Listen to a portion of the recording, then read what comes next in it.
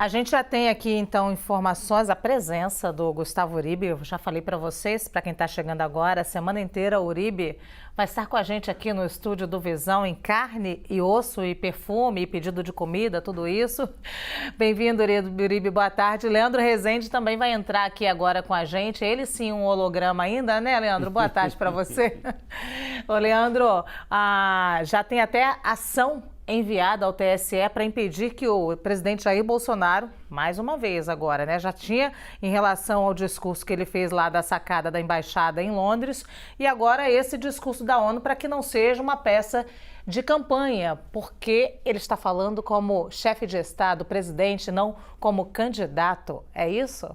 É isso, Luciana. Boa tarde para você, para o Uribe, para o Cisne e para todo mundo que está com a gente aqui no Visão CNN. O PDT, partido do candidato Ciro Gomes, já entrou no Tribunal Superior Eleitoral para impedir que as imagens do discurso da ONU sejam usadas pela campanha do presidente Jair Bolsonaro, né? Para a gente ter uma ideia de como foi célere essa entrada da ação do PDT, ela já estava, pelo que eu apurei, já estava rascunhada, mas ela já foi protocolada no Tribunal Superior Eleitoral 12h28, né? Pouquinho tempo depois do presidente falar na ONU, e já traz ali a íntegra da fala do presidente e faz um pedido ali para que não só o presidente Jair Bolsonaro seja impedido de usar na campanha a fala que fez na Assembleia Geral das Nações Unidas, como também seja impedido de usar o vídeo, o discurso que proferiu na sacada da Embaixada Brasileira em Londres, né? Então, se há um debate no meio político sobre o uso eleitoral que o presidente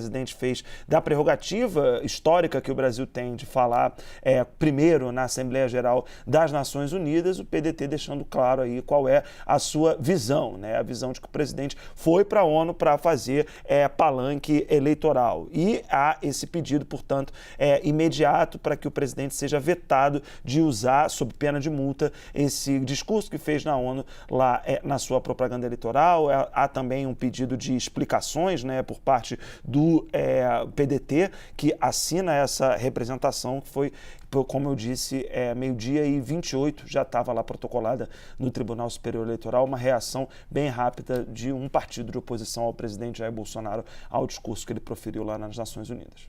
Gustavo Uribe, chegou. Não é? Boa tarde. Eu resumir aqui. Ele falou de economia, nós mostramos o trecho. Sidney, nós tivemos um probleminha agora com a sua conexão. Sidney Rezende queria fazer aqui uma pergunta ao Gustavo Uribe. Eu vou tentar contemplá-lo. Depois ele vai me dizer se era essa ou não a pergunta. Uribe, os partidos estão se dividindo agora. Cada um entra com uma ação. Agora essa é a ação do PDT. Mas fato é que todos estão tentando tirar essa desvantagem deles, porque o presidente, que deveria falar como presidente em determinados locais, se utiliza desses locais para falar como candidato. E assim ele amplia a propaganda eleitoral dele, digamos assim. Utiliza recursos públicos para fazer um discurso político, e é isso que os partidos de oposição querem.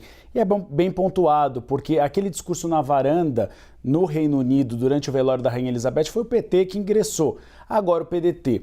O objetivo é esclarecer um pouco a lei eleitoral, a gente sempre fala isso aqui. A lei eleitoral ela é muito abrangente, ela acaba não estabelecendo qual é a linha que separa o candidato à reeleição do presidente da República. Isso precisa ficar um pouquinho mais claro. Há uma avaliação de que na próxima reforma política é necessário diferenciar até que ponto um candidato à reeleição pode participar de eventos internacionais. Por exemplo, como o discurso que abre a Assembleia Geral da ONU.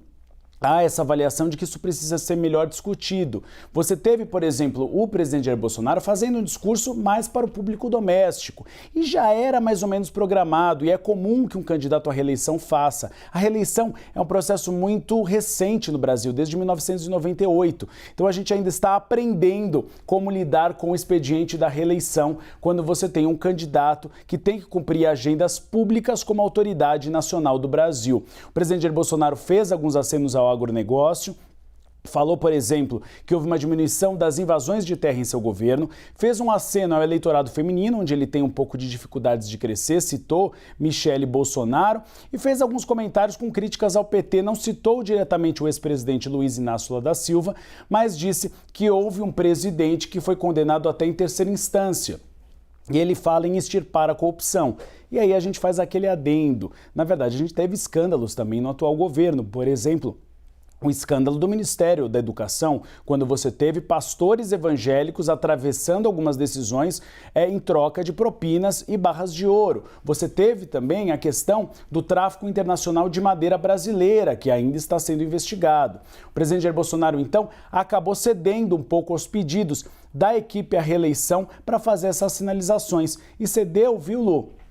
Dois outros pontos que são importantes, e houve uma mudança de última hora no discurso. Um deles, o aceno de que o Brasil vai dar asilo para católicos perseguidos na Nicarágua. Isso é uma questão que foi negociada de última hora e o presidente Jair Bolsonaro incluiu no final do discurso, e é uma crítica indireta a Lula, que defende a Nicarágua, que é um regime ditatorial. Há também uma questão que é a China e Vladimir Putin.